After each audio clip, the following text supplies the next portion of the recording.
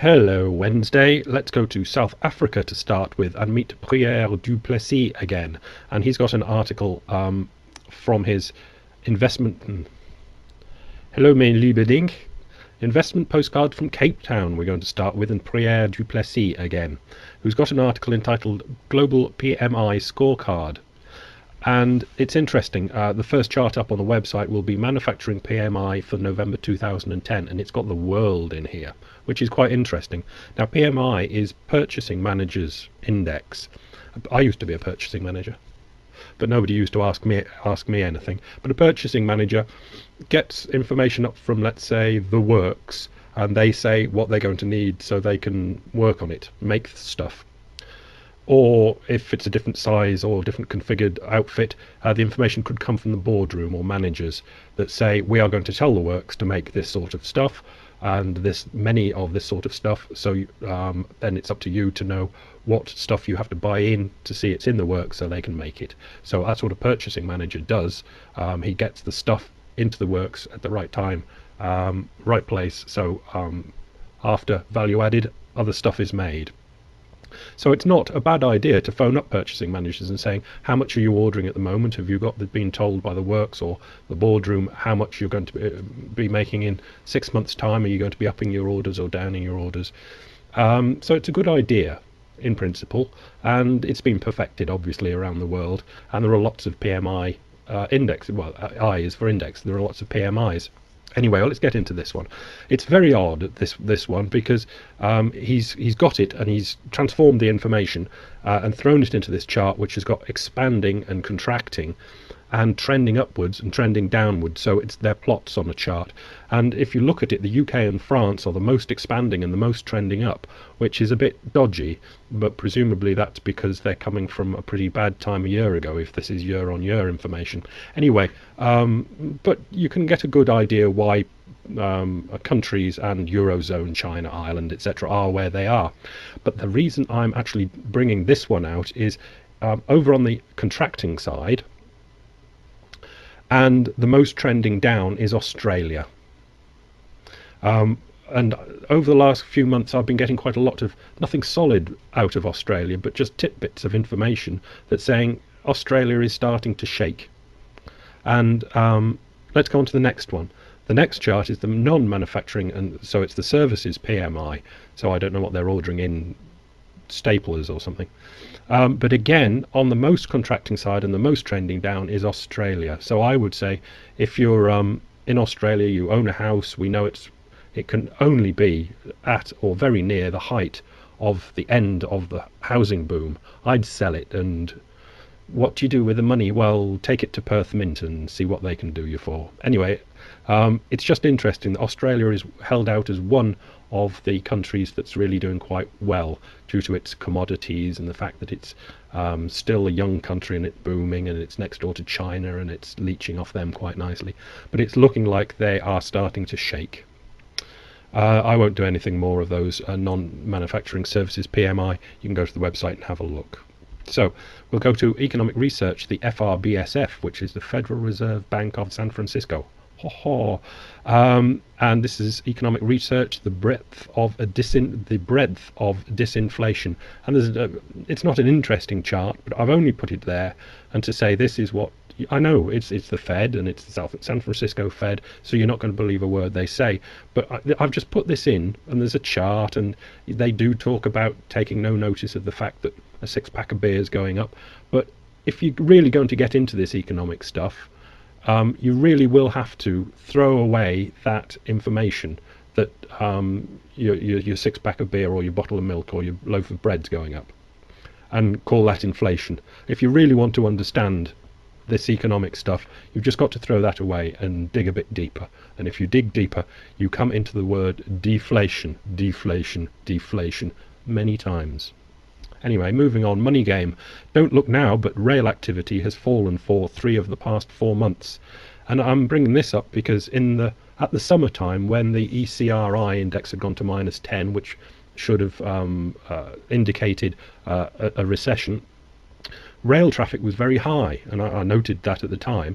And it was just one of these indicators that some are coming in good, some are coming in bad, and it's just basically continuing that the ECRI is now trending better, but the rail activity is trending downwards again. It's all very confusing, but indicates that nothing good's happening.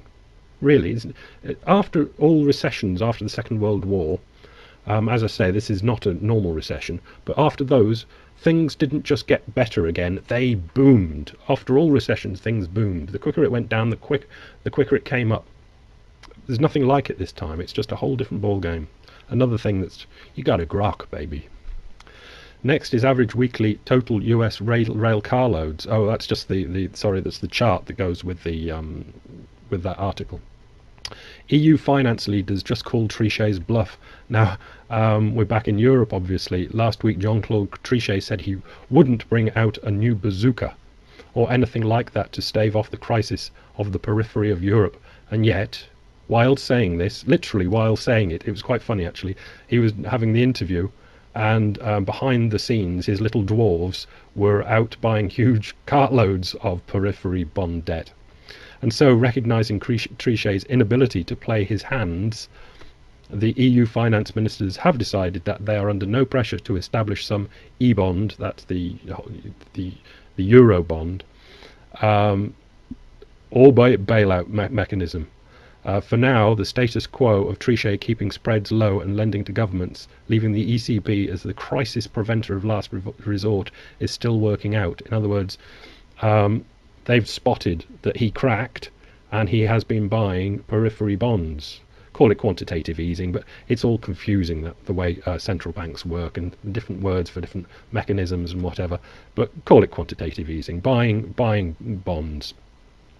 And does it say, we doubt the status quo can last that long, however, especially as tax receipts continue to run short in the pigs, but for now it's the path of least resistance. And this is what I would note, that it's why it's so likely to not just keep going, but to actually increase, because it is the easiest way of doing things. And quite frankly, the problems pervading are so pernicious that nobody dares, because politicians are timid people, risk averse, let's say, of doing anything bold. They will take the line of least resistance, so they will eventually shove the central bank into fresh air money buying the bonds that are causing a problem. It is the only easy way out, so it probably will be taken. Irish Times gives us Germany rejects calls over debt fund. German Chancellor Angela Merkel rebuffed calls today for a bigger Eurozone financial safety net, 9, or joint Eurobonds, as finance ministers appeared split on how to stem the 16-nation area debt crisis. Well, good on Angela Merkel for saying 9, because those would have been not easy ways out, but they were in a way out that isn't quite as difficult as actually having to go home and tell hospitals they've got to close. And that's what it all comes down to in the end. If money isn't available to spend on something. And in Europe they don't have armed services, so you can't, like the US, cut huge military or something. They've already done that and rely on the US to keep peace in the world. It's difficult choices have to be made, so they won't make them, and they'll get the ECB to buy the bonds in the end, or they'll go really bold. And if they do, it's going to hurt, and it's going to hurt big. Anyway, the big picture over in the United States gives us bailout recipients, and ProPublica has been maintaining a list of bailout recipients, and the huge great numbers that run into this is TARP and all those special Fed things that have gone out, and there's the list, and you can follow it for Fannie Mae, AIG, Freddie Mac, General Motors, Bank of America, Citigroup, JP Morgan, Wells Fargo, etc., etc., and on of how much they've had, how much they've paid back, etc. Revenue to government, I hate that, and I don't want anything to do with it, but it's the last column, which brings us to the last clip, which is BBC News Business. Citigroup stake sale nets 12 billion profit for the US, and I think this is the worst thing that could possibly happen. The US Treasury has sold its remaining stake in Citigroup in a deal which it says will make a $12 billion profit on its overall investment, and I hate the the investment that, the bailing out of Citigroup was an investment, and they've made 12 billion profit on it. And the start of the next paragraph is pretty horrible. Citigroup was one of the worst victims of the financial crisis. Citigroup, a victim of the financial crisis. I know it's only words, but victim. They're one of the chief causes. Anyway, if it just sets a terribly, terribly bad precedent. Well, it's not set. I mean, it's set by bailing out Chrysler. When was that? In the 70s or something, when they eventually made money on bailing that out. And it just is so easy next time to go, well, we'll bail them out this time because we made a profit the last time. And it's